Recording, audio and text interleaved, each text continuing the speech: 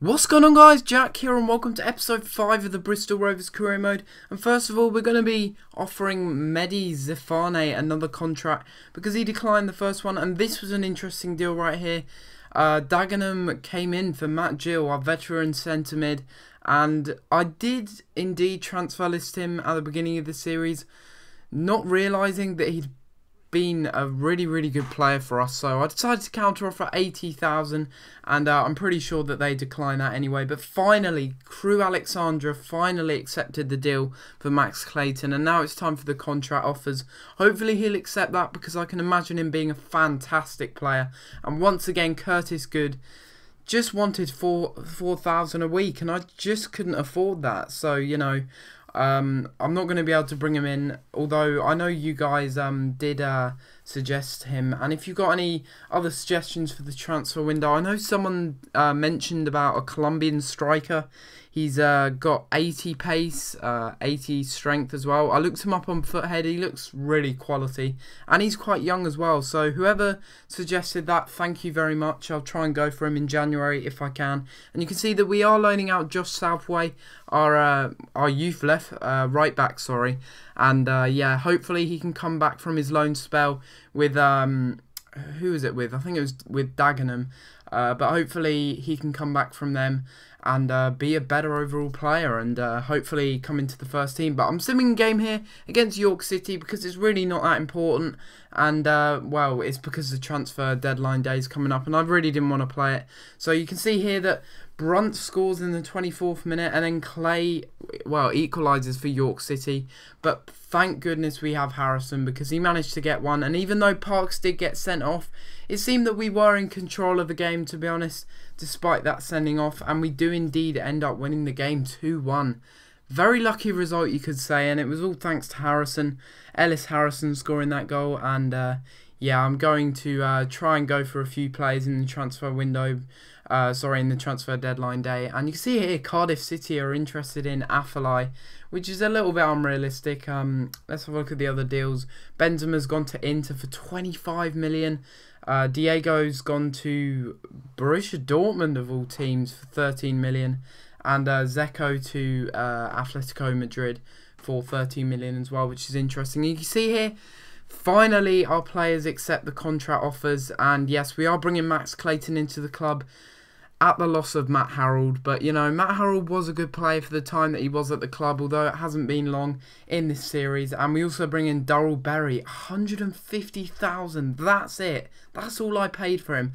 And I also needed to get another CDM because I think one of our centre mids was injured. So I was going for Oscar Gil here because he looked like a really quality player and he has a lot of potential as well. And the best thing is he's not on ridiculously high wages, and I did have just about enough to be able to afford his wages and bring him to the club. But he's already 60 overall and he has about 78 potential, I think. So if I can get him after the loan deal is over, once I'm hopefully in Football League 1, that'll be a really good deal, and hopefully I can get him. I was also interested in Steven Zellner if that deal didn't go through for Oscar Gil, but of course his wages are way too high. I think they're 3,000 or 4,000 a week, which is absolutely ridiculous considering that we are in League 2. We're not the biggest of sides at the moment, so you know it's going to be a bit of a tight squeeze if we are going to sign a player like that.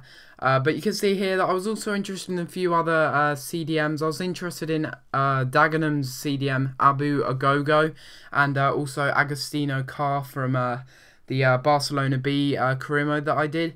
I thought he was a quality player, so I thought I might as well inquire into him, and they weren't interested in selling him, which is a bit disappointing. But in the last hour of the transfer window, we do manage to pick up Oscar Gil, which is just fantastic. It does take down most of our wages, but I really hope he's going to be a fantastic player for us. I think he will be, because that'll provide some cover really for Matt Gill if he does get injured or if he does start to decrease in overalls, which is probably most likely, to be honest. But you can see that we're going into the squad report here. If you want to look at any players, please pause the video here, and you can see John Joe O'Toole is one of our best players. He's up to 61 overall, doing fantastic for the team, really is.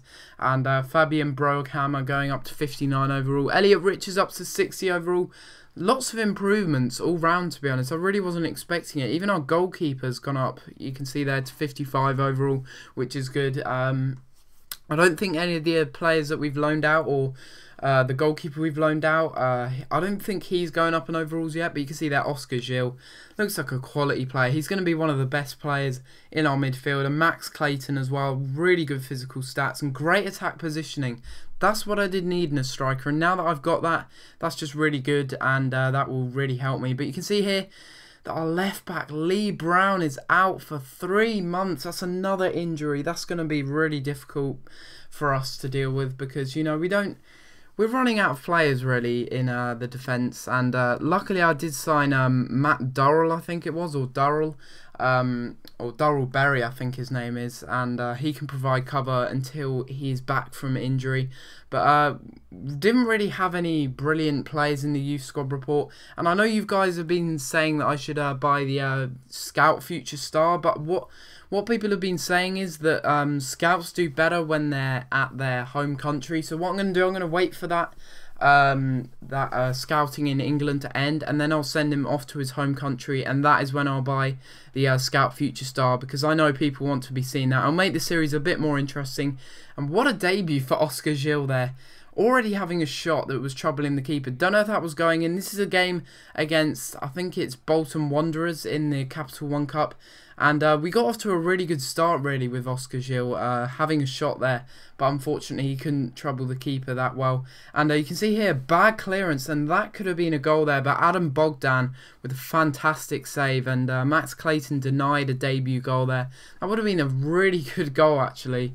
Nice taking it on the volley there, but unfortunately it couldn't go into the back of the net. And from the resulting corner, they were punished indeed. McChrystal manages to climb well, playing in this game due to fitness issues. And I think that was Matt Gil getting the assist. Really great cross into the middle, and a great header, great leaping header.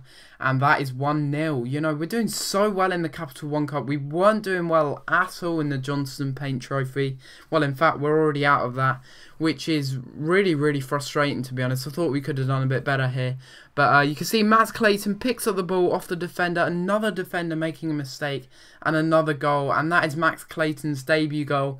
Already proving to me that he's going to be a great player for this club. And he's got a lot of potential in him too, so I can't wait.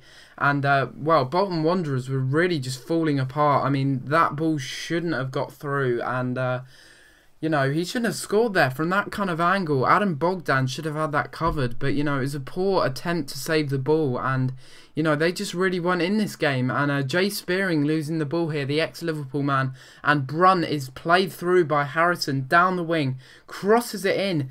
And who is there? It is Clayton, and unfortunately couldn't get his second goal in the game. That would have been really fantastic if he could have. But as you can see, I have turned off the names and I've put them above the player's head, and it's the same with the power bar. Let me know what you think about that. I think it looks a little bit better and a little bit less crowded on the screen. If you do like it, then let me know. But if you want me to change it back, then also let me know. And we almost there. Another goal with Max Clayton, I think that was. But unfortunately, it's saved by Adam Bogdan. And in the 45th minute, it is Bolton going on the attack here. Clumsy defending, really, and I could have given away a penalty there, but luckily Mildenhall manages to hold on to that, and it is half-time, and that does mean that we go into it 2-0 up. Very, very, very solid result, to be honest.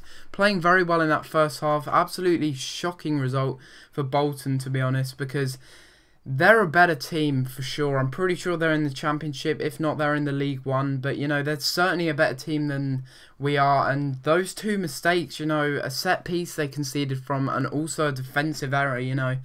Goals that could have easily been prevented, but, you know, we were really, really good on the counter-attack, and that's what this Bristol Rovers team is about, counter-attacking football. We're very, very good at that, very effective at counter-attacking, and that's just why I wanted a pacier striker, because that way I can just launch an attack much faster. But you can see here, a lovely ball played through to the striker, the Bolton striker, but McChrystal, oh my god, he could have got sent off there.